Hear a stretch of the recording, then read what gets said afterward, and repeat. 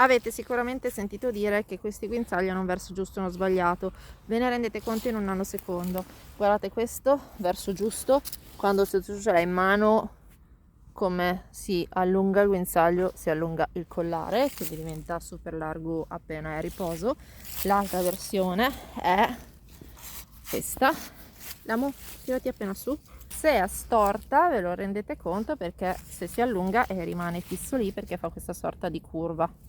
Al contrario, se fosse messo giusto, e basta girare dalla parte opposta, vedi che il meccanismo è che si allarga, quindi si stringe e si allarga, e così è giusto. Messo al contrario invece, quindi che fa questa P così e non si allarga, teoricamente quando sei in passeggiata lei si muove subito, ta ferma, e così è storto, quindi così è storto, così è dritto.